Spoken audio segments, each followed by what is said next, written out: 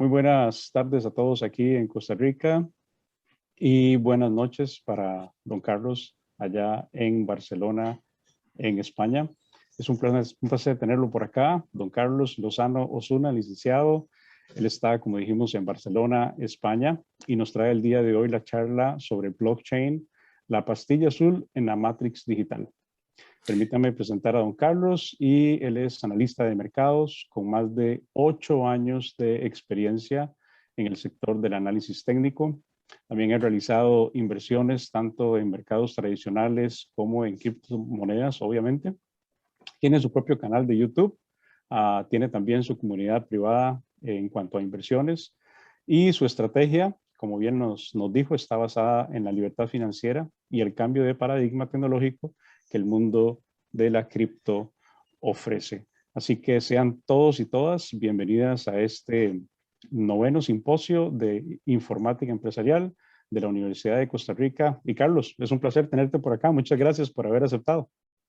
El placer es mío, Alejandro. Solamente tengo palabras de agradecimiento y bueno, la verdad es que es un placer tanto estar aquí como poder compartir este tipo de contenido. Y si te parece bien, voy a empezar explicando un poquito en lo que vamos a hablar los próximos 45 minutos antes de entrar en materia. Y bueno, primero vamos a ver las diferencias entre un sistema centralizado y un sistema descentralizado, diferencias que parecen obvias, pero obviamente blockchain viene a solucionar muchos problemas que hoy en día prácticamente ni se contemplan porque estamos habituados a ellos, ¿no?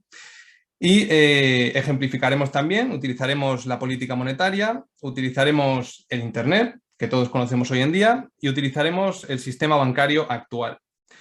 También posteriormente pasaremos a ver estos 3 ejemplos que hemos puesto, pero en un sistema descentralizado como es la blockchain, y pasaremos a la práctica, dentro de la teoría, a ver cómo funciona un sistema centralizado y a ver cómo funciona un sistema descentralizado. Ahora bien, posteriormente le daremos especial importancia a los mineros. Los mineros son los que realmente sustentan una red blockchain y creo que se merecen un papel importante en la charla de hoy. Conoceremos, obviamente, vamos a simular el minado de un bloque de Bitcoin. Vamos también a ver lo que es el grado de dificultad, a ver lo que es la tasa de hash, a ver un poquito el protocolo de una blockchain, porque claro, mejor explicarlo luego, pero es muy interesante saber que la principal característica, antes de iniciar el contenido, me gustaría compartir con todos ustedes, sería que la principal característica de un sistema blockchain es que tiene un almacenamiento inalterable de la información. Es decir, nada ni nadie puede venir a cambiar un protocolo ya confirmado y validado por los mineros. Entendiendo esto, voy a pasar a compartiros la pantalla y bueno, vamos allá. A ver, dame un segundito.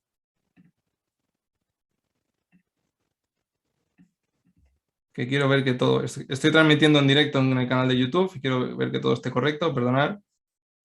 Vale, perfecto, sí, estamos en línea. Estupendo.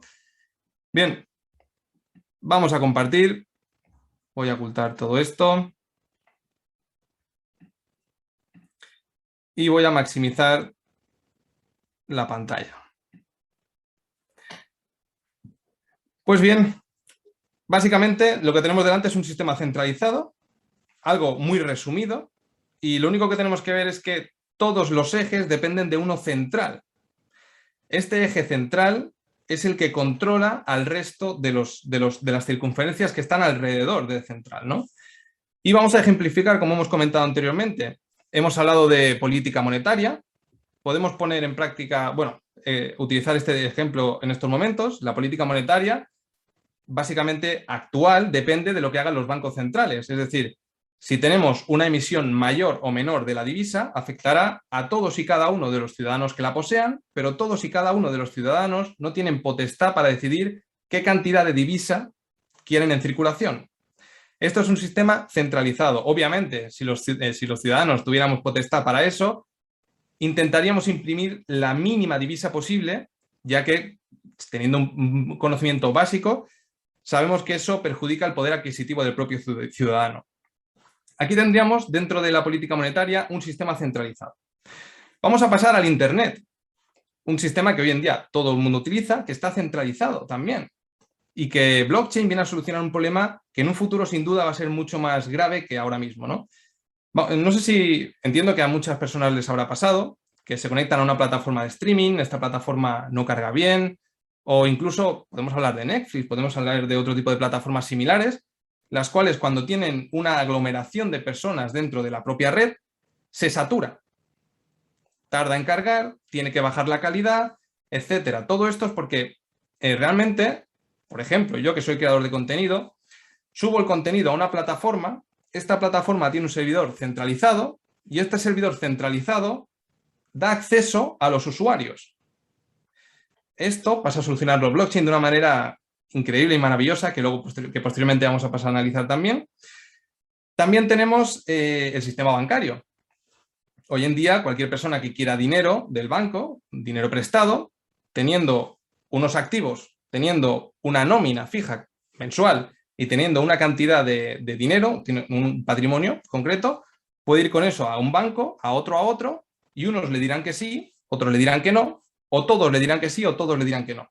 Al final, teniendo la misma carta de presentación, el sistema bancario, que obviamente viene ya de una política monetaria centralizada, el sistema bancario también lo es. Y todo esto, vamos a utilizar solamente 3 ejemplos porque si no podríamos tirarnos con esta diapositiva 50 minutos, pero realmente son muchos más las soluciones que vienen a solucionar el sistema blockchain, ¿no? Y todo esto lo soluciona el sistema blockchain. Y antes de pasar a la siguiente diapositiva, que son las 2 primeras son muy sencillas y para que mentalmente se nos quede la gran diferencia entre una y otra, ¿no? Muchas veces cuando hablamos de un sistema centralizado vemos un eje central, el cual drena hacia el resto de los ejes. Ahora, en un sistema descentralizado, estoy seguro que cuando hablamos de la blockchain, muchas personas habrán visto este tipo de dibujos que están detrás de, cuando ponemos cadena de bloque, blockchain, este tipo de circulitos, ¿no? Y al final lo que son los sustitutos de un eje central. Son muchos ejes y ninguno puede ejercer opresión sobre el resto, porque son todos, son prescindibles. Obviamente, todos y cada uno de ellos son los que sustentan una red blockchain. Luego pasaremos a hablar específicamente de los mineros. Pero todos y cada uno de estos ejes son los que sustentan esta red, porque validan las transacciones. Como hemos comentado anteriormente, un sistema blockchain no deja de ser un libro contable. Pero a diferencia de un sistema centralizado, nuestra información está en tantos como en cuantos nodos o mineros, nodos y mineros es lo mismo, haya dentro de una propia red. Por ejemplo, si hablamos de la red de Bitcoin, que tiene alrededor de 13.000 mineros, los 13.000 mineros tienen anotados todas y cada una de las transacciones que se llevan a cabo, a diferencia de un sistema centralizado actual. Vamos a hablar de política monetaria, como hemos empezado con el sistema centralizado. Vamos a empezar por la política monetaria, por ejemplo, de Bitcoin. El protocolo dice, y el protocolo una vez que se valida el primer bloque no se puede cambiar, que van a haber como máximo 21 millones de Bitcoins. Que la recompensa de cada minero, porque obviamente todos estos mineros no están aquí por amor al arte, hay un incentivo económico detrás del trabajo que cada uno lleva a cabo. Estamos hablando que necesitan maquinaria específica, que necesitan un puesto físico donde estar, necesitan trabajadores, luz, agua, etcétera. Un gasto económico que requiere un retorno económico también. Y estos obtienen el retorno por el desbloqueo de cada bloque, que posteriormente, como hemos comentado, vamos a ejemplificar y vamos a simular el desbloqueo de un bloque. Va a ser muy interesante, bajo mi punto de vista, sobre todo para todos aquellos que ya tengan un conocimiento básico, un conocimiento medio o avanzado de blockchain, quizá ese apartado sea el más interesante de todos, ¿no? La recompensa de los mineros cada 4 años se reduce a la mitad, así lo dice el protocolo. En el año 2019 recibían 50 bitcoins por cada bloque minado. En el año 2012 recibieron, en lugar de 50, 25. En el año 2016, en lugar de 25, recibieron 12,5. En el año 2020, que fue estos procesos se llaman halving en Bitcoin y suceden cada 4 años. En el año 2020, en lugar de 12,5, recibieron, actualmente están recibiendo 6,25 Bitcoin y en el año 2024, a mediados de año, no se sabe exactamente el momento, en lugar de 6,25 pasarán a recibir 3,125 Bitcoins. Así, hasta que el último la última parte de Bitcoin se mine en el año 2140. Esto ya está escrito, la tecnología ha superado al ser humano, ya está, que ha sido creada obviamente por el ser humano. Pero en este caso, lo que viene a solucionar blockchain es un problema del ser humano. Al final del vídeo, bueno, al final de toda la charla, haré un comentario acerca del por qué está costando que finalmente se adopte todo esto, ¿no? Con lo cual, y otras muchas características de la política monetaria de Bitcoin. Nadie puede venir y decir, señores, en lugar de 21 millones, como tenemos una crisis mundial, vamos a tener que emitir 5 millones más. No, porque ya está, el protocolo ya está desarrollado. No estamos hablando de una entidad central. La mayoría de los nodos y mineros son los que van a decidir lo que pasa con la red. Vamos a pasar a hablar de Internet. Hemos hablado antes de colapsos en plataformas de streaming, en Netflix, por ejemplo, todo este tipo de plataformas que nos ofrecen un contenido audiovisual. En momentos puntuales se colapsan y ya ni hablar de las calidades. Es decir, si la tecnología sigue avanzando, las calidades siguen aumentando y la cantidad de usuarios también lo hace, va a llegar un punto que los servidores se saturen, no puedan dar acceso a los usuarios a la calidad que ahora mismo está en el mercado. Esto viene a solucionarnos blockchain. Al final del vídeo, si queréis, en el apartado de preguntas hablamos sobre esto, porque hay concretamente, bueno, hay varios proyectos, uno que destaca sobre el resto. Vamos a imaginar que todos y cada uno de nosotros, al conectarnos a una plataforma de streaming, estamos compartiendo el ancho de banda que nos sobra, si es que nos sobra, con el nodo más cercano. Y que en un segundo plano, al contribuir con la red, estamos minando una criptomoneda. Ya os podéis imaginar la sinergia positiva que eso puede crear. Es decir, cuanto mayor sea el número de usuarios que está en una red, más rápido va a ir la misma, más calidad va a poder ofrecer. Esto es gracias al sistema blockchain, a un sistema descentralizado. Y posteriormente vamos a hablar ahora mismo de la banca, de una banca basada en blockchain, de las finanzas descentralizadas. No creo que nos dé tiempo a profundizar ahí, pero vamos a tocarlo ahora por encima, unos minutitos. Antes hemos comentado que con la misma carta de presentación unos bancos nos van a decir sí o no. Actualmente tenemos unos contratos inteligentes que corren a través de la blockchain que nos dicen, vamos a imaginar que yo me llamo Carlos y yo tengo $100.000 para prestar. A cambio de esos $100.000 yo quiero un depósito, un Bitcoin. Me da igual que esa persona mida 2 metros, mida 3 metros, pese 60 kilos, tenga casa, no tenga casa, me da igual. El contrato inteligente detecta, no es tan sencillo, es más complejo, hay muchas cláusulas de retorno de capital, de incumplimientos, etcétera, pero básicamente yo quiero dejar un dinero, una persona quiere recibirlo y tiene esa carta de presentación, se cumple el contrato inteligente, yo recibo el Bitcoin y esta persona recibe el capital. Y ya está. No tengo que tener una entidad bancaria para eso. Simplemente con un contrato inteligente se puede hacer. Bueno, hemos comentado por encima, muy por encima, las dos diferencias entre un sistema centralizado y otro descentralizado. Ahora vamos a pasar un poquito dentro de la teoría a la práctica, con la siguiente diapositiva. Fijaos, estamos hablando ahora de un sistema centralizado, obviamente, como podemos ver aquí, que queremos enviar una divisa fiat, una divisa fiduciaria, la que todo el mundo conoce hoy como dólar, euro, pesos, etcétera, que por cierto, fiduciaria viene de fe, pero no da tiempo a hablar de eso en este vídeo, en este Zoom. El emisor está enviando una divisa al receptor. Obviamente, esa transacción tiene que ser validada por un intermediario, que en este caso es el banco. Algo muy sencillo. ¿Qué necesitamos para efectuar una transacción de este estilo? Un número de cuenta del receptor y mediante una clave privada, la cual nosotros autorizamos que se lleve a cabo esa transacción, le acaba llegando el dinero al receptor, ¿correcto?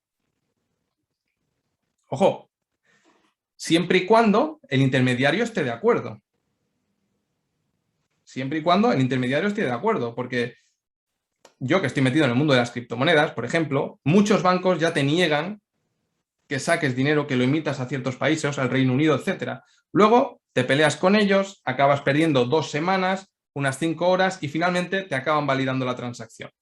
Pero bueno, ya vemos que, o sin ir más lejos, si queremos efectuar una transferencia bancaria, hasta que no abra el banco el lunes, posiblemente no se haga efectiva. Es decir, es nuestro dinero y tenemos una libertad, pero hasta ciertos límites, porque estamos hablando de un sistema centralizado.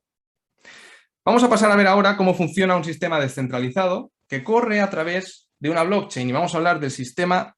Bueno, antes de eso, lo que estábamos comentando anteriormente, si el emisor, si el intermediario no da acceso a esa transacción, obviamente, no le va a llegar al receptor. Y por todo lo contrario, si es una transacción normal y corriente, que cumple la política de la banca privada en este caso, le va a acabar llegando al receptor. Ahora sí, fijaos lo que tenemos aquí, cómo cambia el panorama, es algo totalmente diferente. Hay muchas cosas a tener en cuenta, nos vamos a centrar en una más que en todas ellas, ¿no? En una en concreto, pero antes necesitamos saber qué necesitamos para emitir un Bitcoin, qué necesitamos para llevar a cabo una transacción en criptomonedas. Pues algo muy sencillo, lo mismo que necesitábamos antes lo necesitamos ahora, una clave pública. En este mundo tenemos 2 claves. La clave pública, que es la que nosotros entregamos a las personas que nos quieren hacer una transacción o que necesitamos para hacer una transacción a X personas, y la clave privada. La clave privada tiene la misma función que en un sistema centralizado, es decir, validar una transacción. Ahora bien, simplemente, ya está, no hay nada más en esto. Ahora bien, vamos a pasar a lo que antes era, recordad, un intermediario, la banca. Ahora fijaos que hay, en lugar de un ente central, tenemos 6. Esto es un sistema descentralizado. Todos y cada uno de ellos tienen anotadas todas y cada una de las transacciones que se hacen dentro de la cadena de bloques. Pero no todos se llevan una recompensa económica, obviamente, y luego lo pasaremos a ver. Cuanto mayor sea el número de mineros, estos son los mineros, son los que validan las transacciones y los que dan sustento a la propia red. Obviamente, ¿por qué las grandes empresas y los estados están adoptando Bitcoin? Porque es la más segura, es la que más mineros tiene, es la que más seguridad da a los inversores de gran patrimonio. Puede dar menos retorno que otras o no, pero ellos se fijan en la seguridad. Hemos hablado anteriormente que tenemos en torno a 13.000 mineros en la red de Bitcoin. ¿Y qué sucede si uno cae? No sucede nada. ¿Qué sucede si caen 2? Vamos a imaginar que solamente tenemos 6, Tampoco pasa nada. ¿Qué sucede si caen 3? Lo que está sucediendo aquí es que la seguridad de la red está mermando. Y es algo de sentido común. Vamos a imaginar que queremos llevar a cabo una transacción.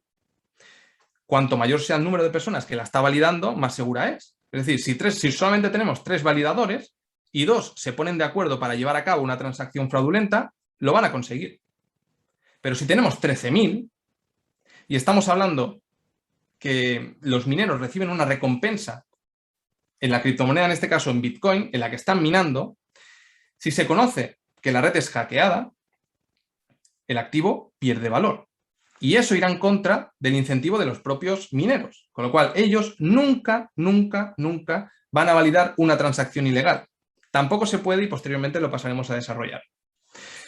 Bien, una vez que emitimos el dinero, emitimos ese Bitcoin que queremos enviar al receptor y que es validado por los nodos, estos lo inscriben en el bloque y al cerrarse el bloque, al validarse ese bloque por un minero, que se validan, se solucionan bloques cada 10 minutos, luego vamos a pasar a ver cómo es posible que cada 10 minutos, si cada vez los aparatos de minería están más desarrollados, la tecnología avanza, la capacidad de cómputo aumenta.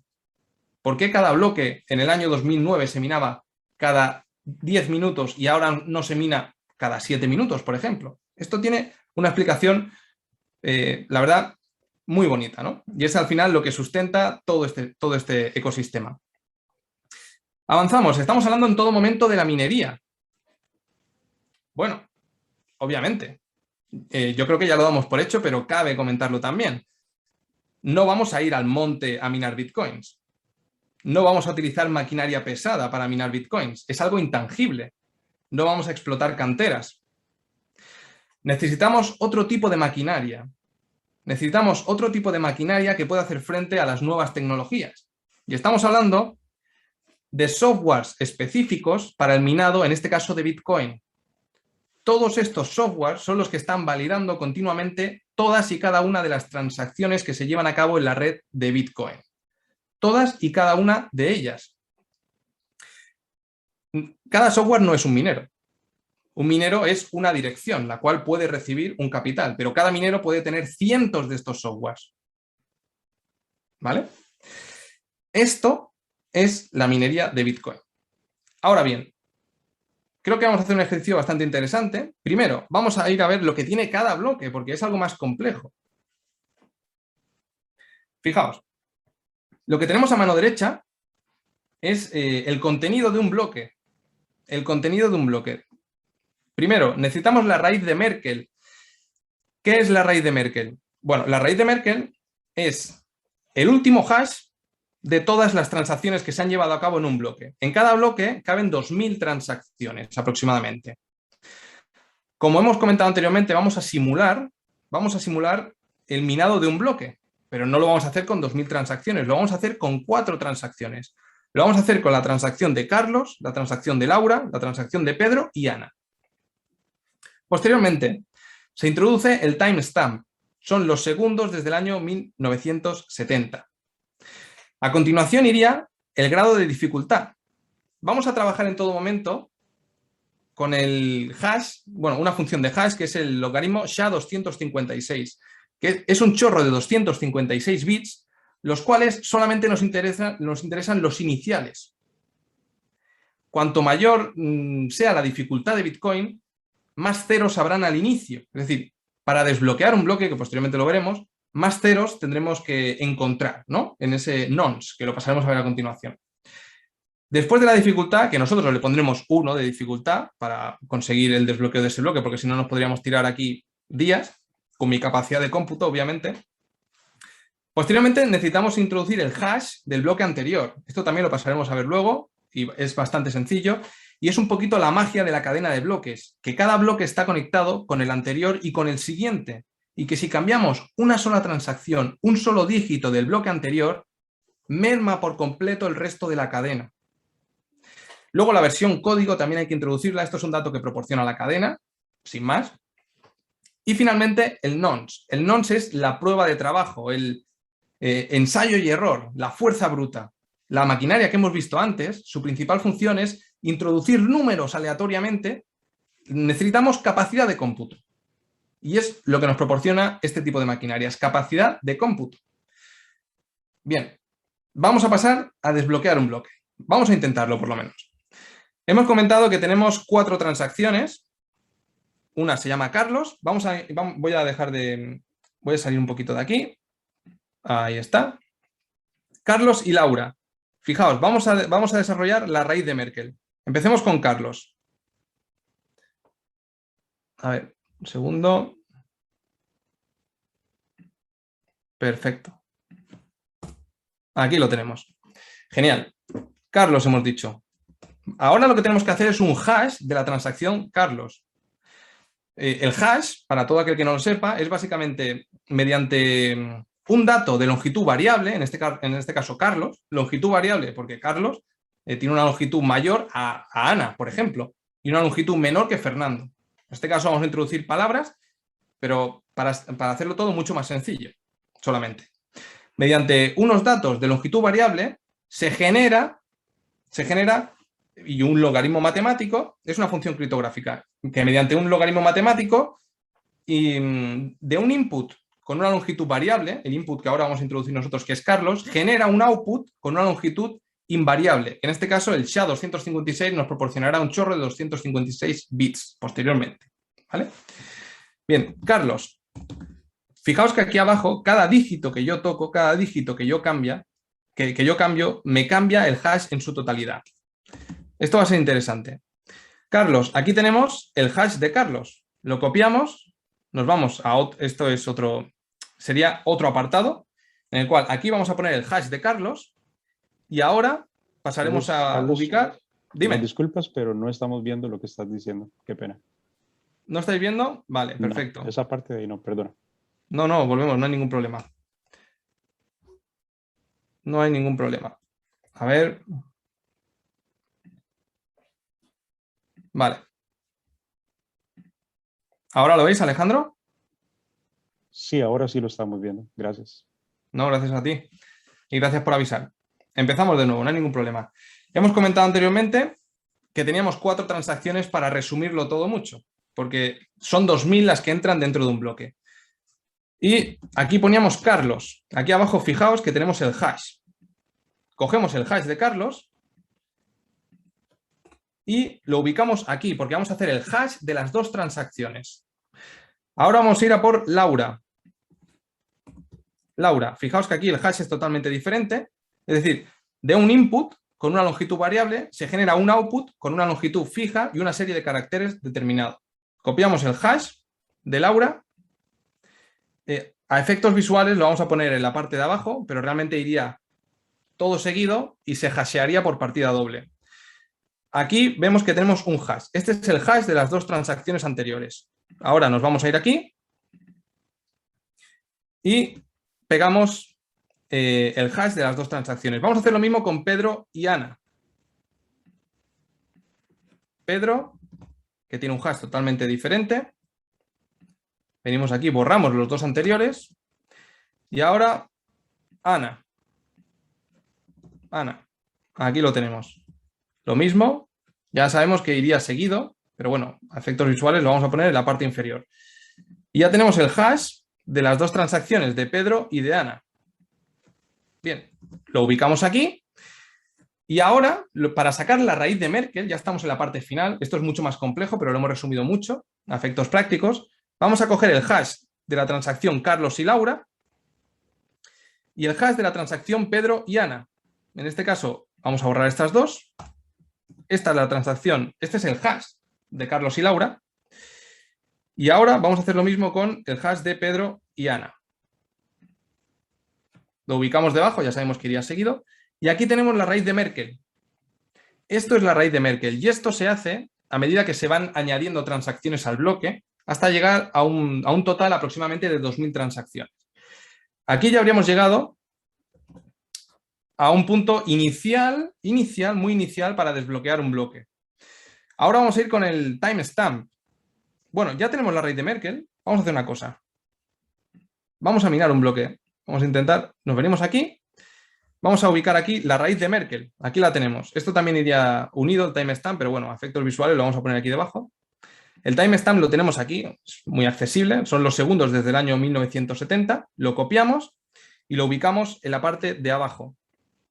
Continuamos. ¿Qué más necesitamos? Necesitamos la dificultad. Hemos dicho que la dificultad, en este caso, vamos a ponerle 1. 1 de dificultad, porque si no estaríamos mucho tiempo intentando desbloquear este bloque. Posteriormente ya os digo que dedicaremos una diapositiva explícitamente a esto para entenderlo mejor. Continuamos. Ya hemos introducido la dificultad, el hash del bloque anterior. Y luego también vamos a dedicar una diapositiva a esto solamente. Fijaos, el hash del bloque anterior lo tenemos aquí. Copiamos y lo ubicamos aquí. Si yo quisiera hacer alguna transacción fraudulenta en el bloque anterior, primero no podría, porque la mayoría de los mineros me la tendrían que validar y no van a hacer algo que es en contra de sus propios beneficios, como por lo que hemos comentado anteriormente, por ese incentivo que ellos reciben por el desbloqueo y el minado de cada bloque. Fijaos que en el bloque anterior, si yo pongo aquí un 1, me varía el hash en su totalidad. Con lo cual, si yo quisiera cambiar algo aquí, aunque fuera validada por los mineros, ¿qué sucedería? Que en el bloque siguiente el hash no concordaría con el hash del bloque anterior. ¿Vale? Luego ya os digo que vamos a pasar a ver una diapositiva sobre esto. ¿Qué más necesitamos? Necesitamos versión código. Esto es un dato que proporciona la cadena. Sin más, vamos a poner 16.000, por ejemplo. ¿Y ahora qué vendría? Vendría el nonce.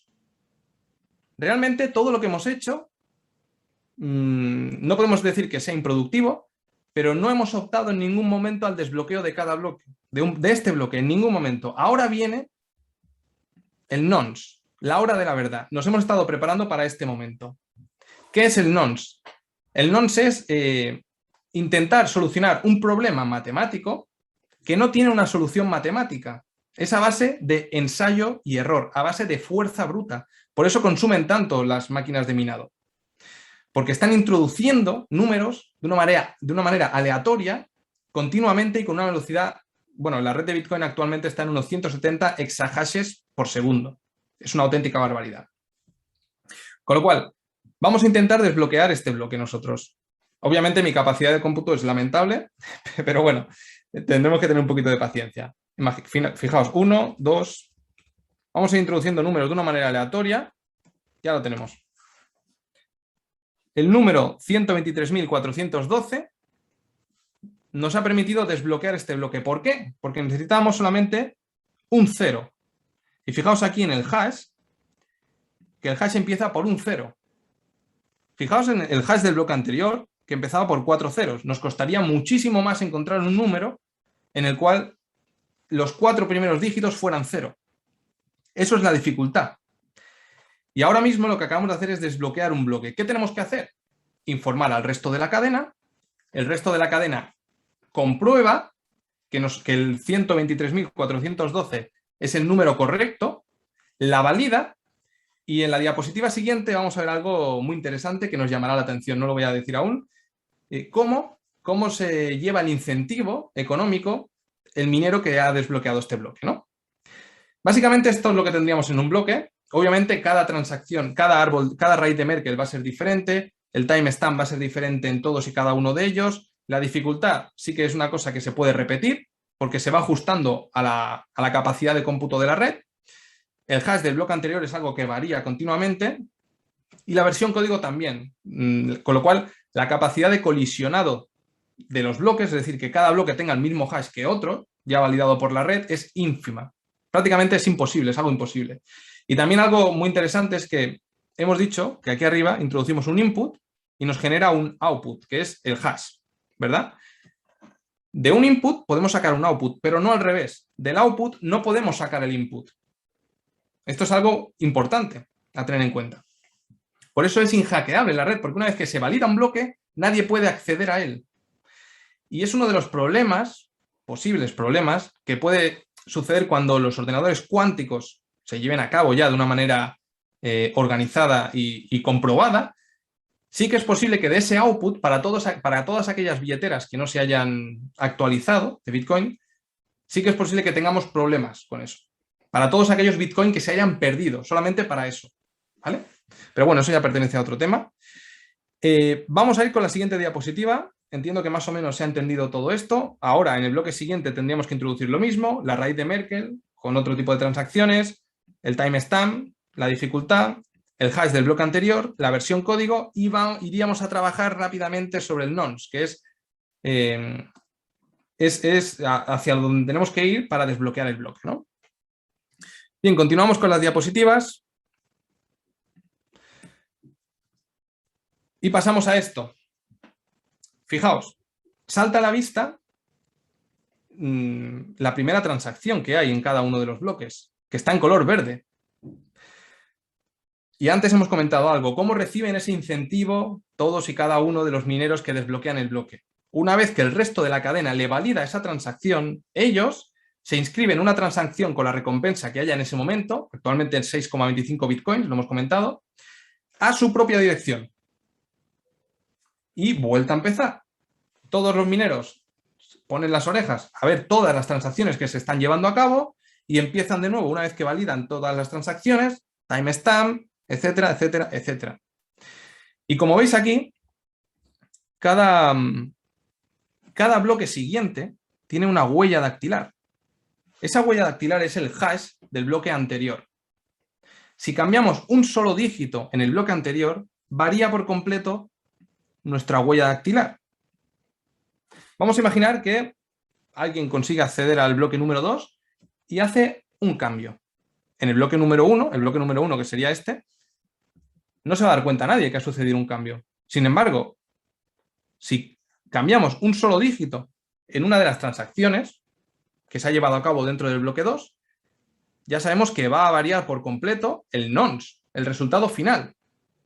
Con lo cual, la huella dactilar sería totalmente diferente y se darían cuenta en el bloque número 3, que a su vez variaría la solución del bloque número 3 y también afectaría al bloque número 4, porque recordad que hemos comentado que cada bloque lleva el hash del bloque anterior y si cambia ese hash obviamente afecta al bloque siguiente, ¿no? Así que como vemos, cada bloque está conectado con el siguiente y con el anterior y tiene un almacenamiento inalterable de la información. Nadie puede hacer ningún cambio sin que la cadena lo valide ese cambio, ¿vale? Que por cierto, antes he comentado que caben unas 2000 transacciones por bloque, que cada bloque se mina cada 10 minutos. Vamos a hablar un poquito de ese incentivo económico, que ya está puesto en el protocolo. El día 14 de noviembre, aproximadamente quedan poquitos días, se genera una actualización en Bitcoin que en lugar de 2000 transacciones, se llama Taproot, en lugar de 2000 transacciones entrarán más en un bloque, con lo cual mejorará aún si cabe el sistema. Bien, una vez entendido esto, vamos a pasar al grado de dificultad, esos ceros que hemos comentado anteriormente. Primero tenemos que entender dos cosas de esta diapositiva. Que la dificultad tiene que ver con la tasa de hash y el SHA-256. La tasa de hash es la capacidad de cómputo de una red determinada.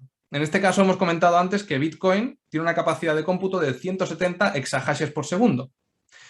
Vamos a imaginar que la dificultad de Bitcoin en estos momentos es de 8 ceros. ¿Vale? Aquí tenemos. Esto sería la dificultad de Bitcoin. 8 ceros.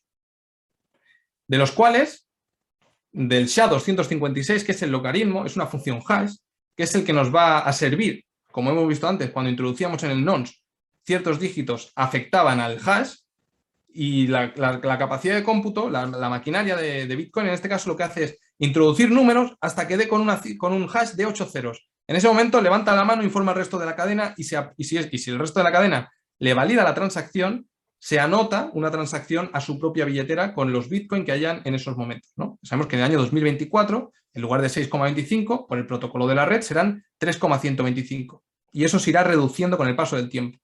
Por eso, con el paso del tiempo, el activo tiende a crecer en precio, ¿no? Porque se hace más escaso. Bueno, de hecho, es limitado. Bien, de los cuales 128 bits no tienen importancia ninguna. Es decir, lo que nos interesa son los primeros, la dificultad. ¿Qué sucedería si tenemos un aumento en la tasa de hash? ¿Cómo puede aumentar la tasa de hash? Bueno, puede aumentar la tasa de hash de varias maneras, porque el número de mineros aumente, con lo cual habrá más máquinas que generarán más capacidad de cómputo, así aumenta la tasa de hash. O los mineros que ya están activos cambian sus maquinarias por unas más potentes, porque ya sabéis que las tecnologías van avanzando y lo que ayer funcionaba hoy funciona mucho mejor con otro tipo de maquinaria, ¿no? Eso también haría aumentar la capacidad de cómputo. Vamos a imaginar que la capacidad de cómputo en estos momentos, en lugar de 170 exahashes por segundo, la tenemos de 190 exahashes por segundo. Para que se mine un bloque cada 10 minutos, y no cada 7 minutos, como hemos comentado al inicio del vídeo, lo único que tiene que hacer es subir la dificultad. La dificultad se ajusta a la tasa de hash. Cuando antes teníamos 8 ceros, ahora tenemos 9 ceros. Con lo cual, ¿aumenta la capacidad de cómputo? Sí. ¿Se va a minar un bloque antes? No. Porque la dificultad también aumenta. Y fijaos que lo que disminuye son los bits que no tienen importancia. ¿Qué sucede si en lugar de 190 exahashes por segundo tenemos 210 exahashes por segundo?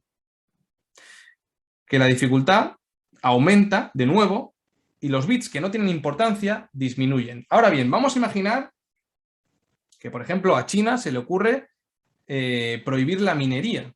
¿Qué sucedería? Una caída drástica en la tasa de hash. Vamos a imaginar que de 210 pasamos a 150 exahashes por segundo. ¿Qué hará la dificultad de la red? Disminuir y aumentará la capacidad, perdón, aumentará la cantidad de bits que no tienen importancia en el SHA-256. Y si posteriormente de 150 pasamos a 120, lo mismo. Disminuirá la dificultad y aumentará la cantidad de bits que no tienen importancia. Para ir finalizando, vamos a hablar de vamos a ver un par de imágenes sobre la tasa de hash. Fijaos, antes he hecho un ejemplo y he dicho, es que China, vamos a imaginar que China prohíbe la minería. Lo hizo en mayo, mucha gente lo sabrá, otros que no están en este mundo no lo sabrán. Bueno, aparte de Bitcoin, que tiene baneado, ya sabemos que China tiene baneado todo lo que no es chino, ¿no? Todos mis respetos por eso a los chinos. Con lo cual, fijaos lo que sucedió porque prohibieron la minería en China a mediados de mayo. ¿Y qué sucedió con la capacidad de cómputo de la red? Que disminuyó drásticamente, además. Tuvimos el mayor reajuste de dificultad en la historia de Bitcoin. Como vemos, la capacidad de cómputo disminuyó y lo que tenemos delante es la complejidad de la red, la cantidad de ceros que hay en el SHA-256, la cantidad de ceros que se requieren para optar a desbloquear ese bloque, ¿no? Que por cierto, también otro dato interesante, que la dificultad, como veis, no es un gráfico que sea bonito, y es que se ajusta cada 2016 bloques minados, que aproximadamente son unas 2 semanas. ¿Vale? La caída que hemos visto anteriormente, fijaos que coincide con esta reducción, la que he comentado anteriormente, que ha sido el mayor reajuste, fue el mayor reajuste en la historia de Bitcoin en cuanto a dificultad de la red. Posteriormente, ¿qué vemos? Cuando tenemos una subida en la tasa de hash, ya sea porque los mineros de China se han ido a otros países o porque más jugadores vienen a minar Bitcoin, ¿no? ¿Qué tenemos? Ese reajuste de dificultad de la red, aumentando la dificultad, ya que la capacidad de cómputo aumenta también. Esto ha sido en grandes rasgos un poquito todo, no tenemos mucho tiempo y me gustaría finalizar con 4 palabras en esta diapositiva, en esta de aquí. Y es con lo siguiente. Cuando una tecnología o cuando un activo viene a cambiar el mundo, no lo hace de la noche a la mañana. Tenemos que pensar que hay muchas entidades que llevan decenas de años beneficiándose de un sistema centralizado. Esto es un proceso. Y para todos aquellos que piensen que ya llegan tarde, voy a dar un ejemplo muy claro, y es que en el año 1997, Internet tenía 150 millones de usuarios. Y pocos años después pasamos de 150 millones de usuarios a 2 y 3.000 millones de usuarios. Si cogemos la curva de adopción de Internet y le ponemos encima la de Bitcoin, actualmente estamos en Bitcoin en pañales. Estamos como en su momento estaba Internet en el año 1997. Así que, bueno, desde aquí animo a todo el mundo que le apetezca, por supuesto, a que investigue acerca de lo que hemos comentado hoy y que tome sus propias decisiones, que no se deje influenciar por medios centralizados, como hemos comentado anteriormente, que son subvencionados por otros medios centralizados que no les beneficia este cambio de paradigma que estamos a punto de descubrir a nivel mundial. Y me he estado informando también acerca de Costa Rica, y es un país que se ha quedado un poquito atrás en términos de adopción, y no me extrañaría para nada también que en los siguientes años tomase decisiones importantes acerca de lo que hemos comentado en este vídeo.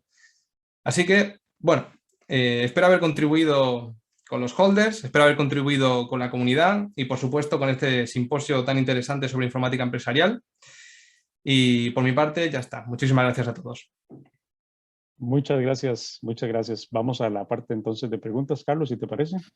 Sí, ya dejo de compartir pantalla, ¿verdad? No, está bien, puedes dejarlo ahí. ¿Está bien? Ningún problema. Sí. Genial. La primera pregunta es de Daniel y dice, buenas tardes, ¿qué hay de cierto que una transacción con BTC no se puede rastrear?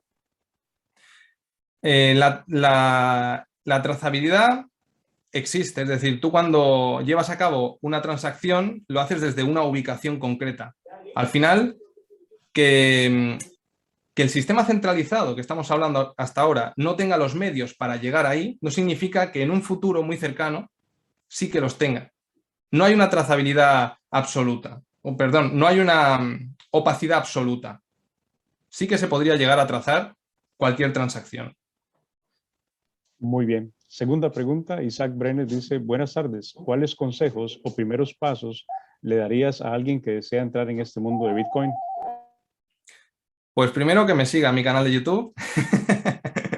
Y no, muy bien, que se informe. Bien, excelente consejo también, claro. Yo creo que, bueno, yo a cualquiera que le caiga en gracia, al final podemos volvernos expertos en cualquier materia a un golpe de clic. Tenemos Internet al acceso de todo el mundo y obviamente va a llevar eso unas horas, nos va a llevar unos días, informarnos y hacernos, no hace falta ser expertos, simplemente entender lo que es Bitcoin y lo que viene a cambiar, el problema tan grande que viene a solucionar en el momento actual, ¿no? Que es un proceso, pero ya estamos viendo como cualquier tipo de noticia que hace unos años nos daría que hablar meses y meses, ahora pasa desapercibida porque hasta países lo adoptan. Es espectacular. Así que simplemente que se informe, es algo sencillo de entender, dedicándole 10 horas. Si le dedicamos 10 horas, vamos a tener el conocimiento suficiente como para saber lo que es el activo. Y obviamente, a partir de ahí viene un trabajo que ya haremos cada día en mi canal de YouTube. Muy bien, Carlos. Siguiente pregunta. Eric Vázquez nos dice, ¿las criptomonedas podrían llegar a sustituir el dinero fiat? Yo creo que no. Yo creo que coexistirán. Es posible que sobre todo los países que tienen su divisa más devaluada, estamos hablando sobre todo de países latinoamericanos, la adopten como moneda de curso legal y sobre todo viendo cómo le va a ir a El Salvador los siguientes años. Se está hablando ahora que Brasil va a adoptar también Bitcoin como moneda de curso legal. Claro, obviamente con todos mis respetos a El Salvador, pero es un país pequeñito. A medida que más países vayan adoptando Bitcoin como moneda de curso legal, van a ir ejerciendo presión sobre el resto por una teoría de juegos. Con lo cual, ¿quién se pega un tiro en el pie? Nadie. No sustituirán a las divisas fiat en muchos de los países, sobre todo los que tengan divisas fuertes. Estoy hablando de la zona euro, estoy hablando de China, estoy hablando de Estados Unidos, etcétera. Pero sobre todo tendrán una gran influencia en todos aquellos países los cuales su divisa ha sido muy devaluada. Muchas gracias. Siguiente pregunta. ¿Por qué los gobiernos y grandes empresas les sirve adoptar el Bitcoin como moneda? Bueno, por una razón muy sencilla. Las empresas, para beneficiarse, por eso tenemos movimientos como los que tuvimos en mayo, son movimientos de sacudida del mercado. Nunca van a querer que los minoristas, que las personas como nosotros, las personas de a pie, tengamos la posibilidad de obtener esas grandes rentabilidades, con lo cual mediante el miedo, la duda y la incertidumbre, mediante noticias constantes, nos harán creer que Bitcoin es malo, etcétera, etcétera. Con lo cual, ellas están esperando que nosotros vendamos para comprar los Bitcoin. Así que es algo para su propio beneficio. Ellos lo aceptan para enriquecerse. Y luego tenemos a países como El Salvador que lo aceptan porque tienen sería un gran beneficio.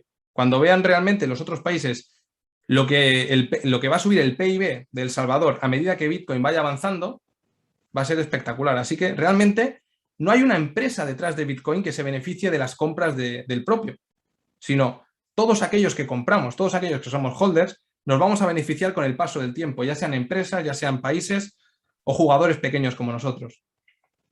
Gracias, Carlos. Dice, en el caso de las demás criptomonedas, ¿funcionan de la misma manera la parte de minería? Dice, ¿el proceso de minado es diferente? Es diferente. Hay algunas que tienen un proceso similar. Hay otro tipo de logaritmo. No en todas está el SHA-256. Por ejemplo, cada bloque de Bitcoin se mina cada un minuto. De Ethereum. Ethereum va a pasar probablemente a finales de año o inicios del que viene a Proof of Stake, que es otro sistema de minería. Bueno, no es minería, es prueba de participación, no prueba de trabajo. Con lo cual, en lugar de lo que hemos visto aquí, en este ejemplo que hemos hecho con los mineros, que cada uno necesita en capacidad de cómputo para poder acceder a una recompensa, en el Proof of Stake lo que se necesita es tener una cantidad concreta de esa criptomoneda para validar las transacciones, con lo cual ¿se reduce el consumo? Sí. ¿Se reduce la seguridad de la red? Sí.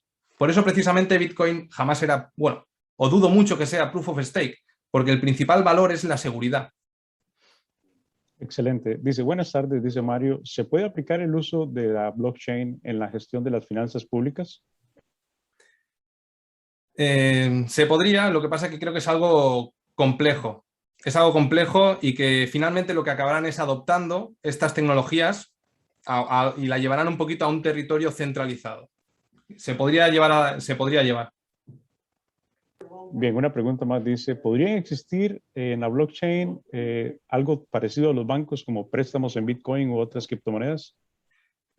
Sí, ya lo existe y son las finanzas descentralizadas. Es lo que hemos comentado al inicio, con uno de los 3 ejemplos que hemos puesto, que hemos comentado política monetaria, Internet y el sistema bancario. Al final, las finanzas descentralizadas lo que tienen son eso. Si, igual que hemos comentado, yo quiero dejar $100.000, pero necesito que alguien deje en depósito un Bitcoin. Lo que puede suceder también es que alguien quiera acceder a un Bitcoin y yo tenga que dejar en depósito 5 Ethereums, por ejemplo. Antes lo hemos simplificado mucho, pero dentro de las finanzas descentralizadas hay un sinfín de posibilidades que alberga este tipo de préstamos también. Gracias. Dice, ¿podría referirse a los ataques del 51%?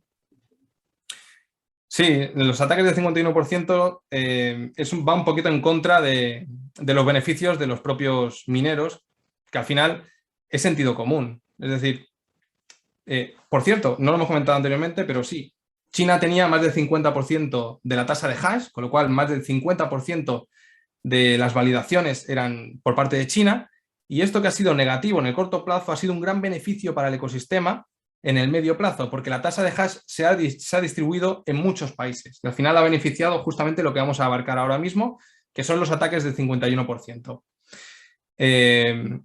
Si los mineros están minando, se han dejado un dinero en maquinaria, en personal, en naves, en luz, en agua, etcétera, para minar una criptomoneda, lo que no van a hacer es validar una transacción ilegal que devalúe el precio de la misma. Es sentido común. Y más cuando hablamos de una red tan grande como Bitcoin.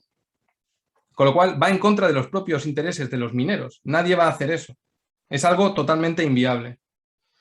Gracias, Carlos. Tenemos muchísimas preguntas. Podemos seguir. Creo que tenemos unos 5 o 10 minutos, ¿verdad? Ningún problema. Gracias.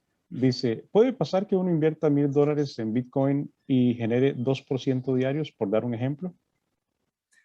Genera un 2% diario. Bueno, dependerá un poquito de la fluctuación del propio activo. Hay algo que muchas personas no tienen claro, y es que cuando nosotros estamos comprando Bitcoin, estamos intercambiando una divisa fiat, en este caso, en mi caso euros, por ejemplo, por otra divisa, por una criptodivisa, que es Bitcoin. No estamos, para no utilizar la palabra apalancamiento, no estamos utilizando un dinero del cual podemos perderlo todo absolutamente mañana. ¿Cómo podríamos perder todo nuestro dinero si Bitcoin se va a cero? Actualmente, si estamos en 64.000, yo tengo $64.000 y compro un Bitcoin, el porcentaje de mi beneficio va a ir en base a lo que suba y baje la propia criptomoneda. Simplemente es como si nos vamos a China y compramos yuanes, como si nos vamos a Estados Unidos y compramos dólares y los almacenamos en nuestra casa. Simplemente dejamos que corra el tiempo y que esta divisa se devalúe o aumente de valor con el paso del tiempo. Es eso, no estamos haciendo nada más. Con lo cual, un 2% diario dependerá un poquito de la cotización del activo. Hay pronósticos que realmente no... con el paso de los años lo iremos viendo, pero como hemos comentado anteriormente, estamos en una etapa tan temprana de la adopción de este activo que esos... es que no quiero decirlo, pero bueno, esos 300.000, 500.000, $1.000.000 por Bitcoin, que ahora parecen una locura, hace un año, cuando estábamos en 4.000, los 64.000 era una locura también. Con lo cual, gracias al halving, que es el proceso que hemos hablado anteriormente, que disminuye a la mitad la recompensa por parte de los mineros, genera un fenómeno de escasez en el mercado y cuando hay menos de algo ya sabemos que vale más. Con lo cual, el paso del tiempo siempre va a ser beneficioso, aunque en el corto plazo, siempre lo decimos, que en el corto plazo las entidades centralizadas van a manipular el mercado para sacudir al minorista. Y es un poquito la mentalidad que tenemos que tener, largoplacista. Por eso no nos tenemos que agobiar. ¿Hay volatilidad? Sí, pero el largo plazo es alcista y tenemos que ir a eso. Gracias, Carlos. Bueno, hay muchas preguntas con respecto a esto de que nos dicen, ¿cuál es tu canal de YouTube? Para seguir después con otra pregunta más. Mi canal de YouTube es Plan BTC. Tengo una cola de una ballena y el logo de Bitcoin. Muy bien, gracias. Otra pregunta. El aumento del precio de criptomonedas es muchas veces exponencial. Cuando varios países, la moneda como tal o las criptomonedas, tendrá un impacto serio sobre el aumento significativo de la inflación, debido a que poco a poco el dinero fiat se hace cada vez, bueno, de esa manera. Sí. ¿Me puede repetir la pregunta, por favor, Alejandro? Sí, dice, el aumento del precio de criptomonedas es muchas veces exponencial. Cuando varios países acepten las criptomonedas, tendrá un impacto serio sobre el aumento significativo en la inflación. Me imagino que se refiere a Fiat. Bueno, si lo que se refieren es que a medida que los países van a ir adoptando criptomonedas, la inflación va a disminuir, yo creo que no. Yo creo que nos vamos a ir acostumbrando a niveles de inflación cada vez más altos. Hemos iniciado un camino, económicamente hablando, por la política monetaria que se ha llevado a cabo desde que salimos del acuerdo de Bretton Woods, por allá finalizada la Segunda Guerra Mundial, en la cual lo único que sustenta la economía se sustenta gracias a la impresión de la propia divisa. Y hemos llegado a un punto que ya no podemos parar de imprimir dinero porque si no los propios países entran en quiebra. Con lo cual, da igual que los países acaben adoptando Bitcoin, siempre y cuando estemos dentro de un sistema centralizado y utilicen esa misma política monetaria. Bien, dice, ¿a qué se debe que sea un activo tan fluctuante el Bitcoin? A la capitalización de mercado y a que hay algo muy interesante también, que más del 80% de los Bitcoin que hay están en manos de holders. Holders, yo soy un holder. Y muchas personas que me están viendo en este momento también son holders. Son personas que no van a soltar el activo. Yo compré y sigo comprando y yo no voy a vender. Y esa oferta que estoy sacando del mercado la retiro a una billetera en frío, que no sé si tengo alguna, por aquí sí tengo una, que es esta de aquí. No sé si se ve. Bueno, esto es un Trezor. Antes hemos comentado que el banco tiene nuestro dinero. Pues ahora nosotros, con este sistema, tenemos la posibilidad de tener estas criptomonedas, algo que parece intangible, en un cajón. Y es mediante una wallet en frío. Con lo cual, la fluctuación viene de que solamente el 20% de los bitcoins son los que se negocian. El resto están guardaditos en un cajón como el mío. Con lo cual, es más sencillo manipular el precio. Y obviamente eso acompañado a una capitalización de mercado de 1,2 trillones de dólares, que por cierto estamos muy cerquita de sobrepasar a la plata, todo eso proyecta una mayor manipulación del mercado. A medida que más entidades vayan adoptando Bitcoin, a medida que más países vayan adoptando Bitcoin, a medida que se vaya sacando esa oferta del mercado, el activo va a dejar de tener esas caídas tan abruptas que estamos acostumbrados a ello, del 80%. Bueno, bajo mi punto de vista eso se acabó ya. Las mayores caídas que podemos ver en el activo pueden ser del 50%. Ya lo analizaremos a años vista, pero todo es un proceso de adopción. En el año 2017 tuvimos un movimiento muy especulativo movido por manos débiles. Manos débiles son inversores que entran al mercado porque su primo, su tío, su amigo les ha dicho compra Bitcoin que te vas a hacer millonario. Son personas que no saben lo que tienen entre las manos, con lo cual llega un punto que el activo retrocede un poquito y venden en pérdidas, se llaman ventas en pánico, que se conocen, ¿no? Estos jugadores se han cambiado por entidades. Ahora mismo, desde los 40.000 hasta los 64.000, el activo se ha movido por dinero institucional. Podemos tener retrocesos, continuará la volatilidad, por todo lo que hemos comentado anteriormente, pero irá reduciendo y con el paso de los años vamos a ver un gráfico muy similar al de Amazon. Si cada uno tiene un ratito y es capaz de ver en TradingView, por ejemplo, el gráfico de Amazon, verá que en sus inicios, aparte de la explosión de las .com, tuvo unos movimientos de ascenso y descenso brutales. Y a medida que ya el mundo entendió que eso de comprar por internet no estaba aquí de una manera pasajera, sino para quedarse, se olvidaron esas caídas, ya se acabó, porque a la mínima que el activo retrocedía, lo que generaba eran grandes oportunidades de compra. Y eso es lo que va a suceder ahora con Bitcoin. Ya no se duda de la existencia del propio activo, con lo cual cada retroceso del 40-50% va a ser absorbido por manos fuertes además. Así que esto lo que va a limitar son las caídas en un futuro y la volatilidad. Muy bien, si te parece, dos preguntas más y terminamos, Carlos. Genial. Muy bien. La siguiente, creo que para los conocedores es un poco graciosa, pero dice, ¿cuál es la diferencia entre Dogecoin y Bitcoin? Bueno, que Dogecoin es un meme coin, no hay nada detrás que sustente el proyecto. Parte de un fork de Bitcoin, es decir, las personas lo pueden utilizar también como moneda de pago, Dogecoin, pero Dogecoin, Shiba Coin, son monedas que fluctúan en base al interés del minorista, al interés de alguien que quiere ganar dinero rápidamente, con lo cual está tomando, es como ir al casino. No puedo poner mejor ejemplo que eso. Es como ir al casino. Yo, si quiero invertir, tendré que estudiar un proyecto y ver si tiene proyección en el largo plazo. Si quiero ir al casino, me voy al casino y meto $50 al rojo, por ejemplo. O puedo comprar Shiba Coin, puedo comprar Dogecoin, que obviamente tienen un trasfondo de una mayor importancia que ir al casino, pero para que se me entienda, básicamente es eso. Estamos invirtiendo en un meme coin, en algo que en el corto plazo puede dar muchísimo dinero. Hay gente que ha hecho mucho dinero con Dogecoin, con la subida que hemos tenido recientemente de Shiba Coin, pero igual que te da alegrías, tenemos retrocesos del 60, 70, 80% y hace perder dinero a mucha gente. Al contrario que Bitcoin, que en largo plazo es alcista porque hay algo que sustenta el movimiento alcista. Muy bien. De las últimas dos preguntas, entonces, ¿crees que Bitcoin se puede equiparar con el oro? Yo creo que sí. Yo creo que no solamente se puede equiparar, sino que lo puede superar. En capitalización de mercado también. Obviamente esto llevará un proceso, estamos hablando de muchos años, pero estamos hablando de un activo escaso. Las tecnologías avanzan.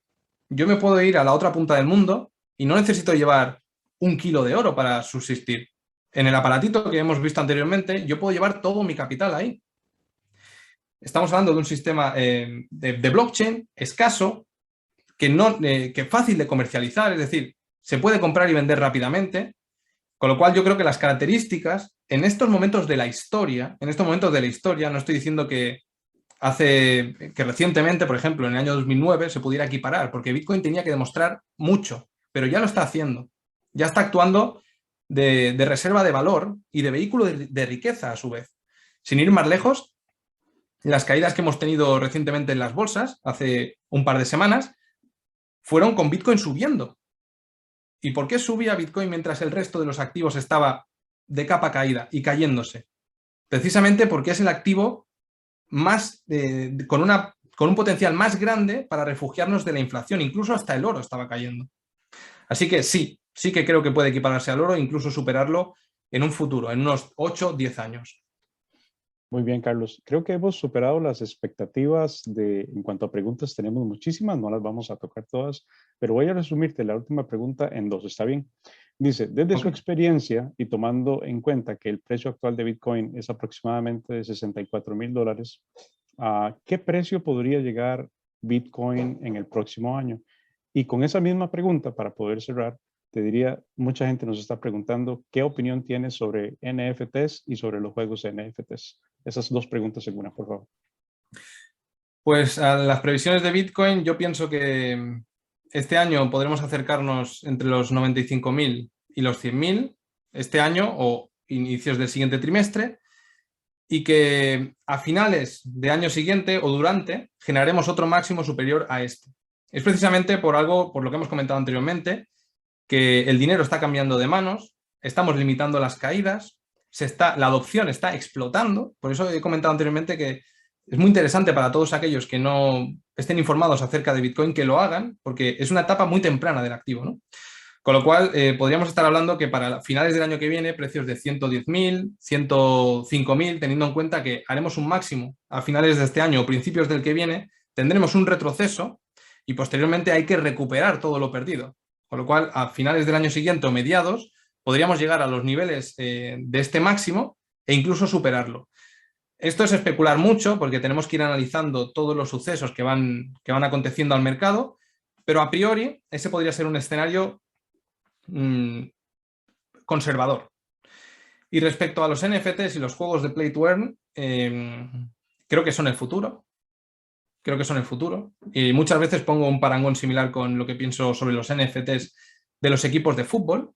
Yo me imagino en un futuro, que bueno, entiendo que mucha gente lo sabe, para todos aquellos que no lo sepan, equipos de fútbol como el Barcelona, como la UFC de Estados Unidos, equipos de básquet, equipos de béisbol, equipos de Fórmula 1, equipos, en fin, un sinfín de deportes, tokenizan su equipo. Es decir, yo puedo comprar tokens, NFTs, tokens del Barça. Y en mi cabeza está que en un futuro yo pueda entrar al museo del Barça si tengo ciertos NFTs o si tengo cierta cantidad de criptomonedas de ese equipo de fútbol. Y todo eso obviamente va a ser beneficioso para el club. Estamos viendo como los jugadores, como Messi, como Cristiano Ronaldo, como cantantes, están generando NFTs. ¿Quién dice no a una nueva fuente de ingreso? Es el futuro, por supuesto. Y poquito a poco vamos a ir avanzando en términos de adopción, pero todo lleva un proceso.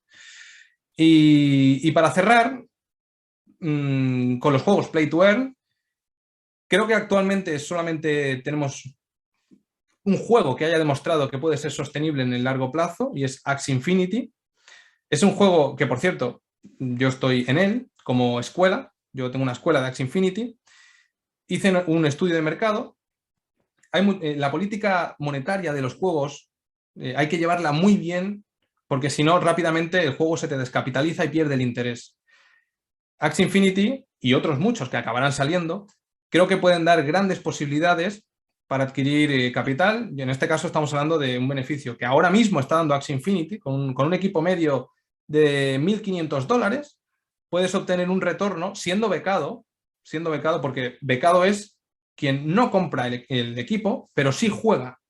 Es decir, yo tengo una escuela, yo compro equipos y personas que tienen tiempo quieren jugar, les dejo esos equipos y ellos juegan. Ellos generan un beneficio en una criptomoneda, en la criptomoneda del juego, SLP se llama concretamente. Y cuando finaliza el mes, una parte es para el becado y otra parte es para mí. Actualmente, con un equipo de $1.500, el becado se puede estar llevando entre $200 y $300 actualmente. Se ha podido estar llevando hasta $2.000, pero depende un poquito de la fluctuación de la propia moneda del juego. También tenemos que tener en cuenta que son tecnologías que son nuevas, que están avanzando. Axie Infinity lleva desde el 2018. No quiere decir que esté en funcionamiento el año que viene, pueden pasar muchas cosas, pero la idea está ahí. Y pienso que en un futuro va a existir muchísimos juegos de NFTs, muchísimos juegos Play to Earn, y cada cual tendrá que escoger el que más le guste. Carlos, desde la Universidad de Costa Rica y este simposio queremos darte las gracias. Quedamos con muchas preguntas todavía pendientes. La charla fue un éxito, superamos las expectativas, como ya dije, y no, tus palabras finales nada más, pero desde nuestro querido país, Costa Rica, te damos las gracias de verdad por tu tiempo y esta excelente charla. Muchos ya han dicho gracias, excelente charla y muchos comentarios más. Pues la verdad es que para mí ha sido todo un placer y un orgullo también poder estar aquí con todos ustedes y compartir este tipo de información que no a todo el mundo le gusta. Pero bueno, son tecnologías nuevas que llegan llegan a través de los medios de desinformación actuales, como estafas, como sistemas piramidales, y tener la oportunidad de compartir la realidad de lo que hay detrás de esa telaraña y contribuir a la propia comunidad, por supuesto, que es uno de los motivos por los cuales me inicié el canal de YouTube. Para mí ha sido todo un éxito personal, también lo tengo que decir, he superado las expectativas, así que Alejandro, muchísimas gracias por invitarme y ha sido todo un placer estar aquí. Muy bien, buenas noches y también gracias por estar aquí después de las 10 de la noche en España. Gracias a todos y nos vemos. Un fuerte abrazo. Chao.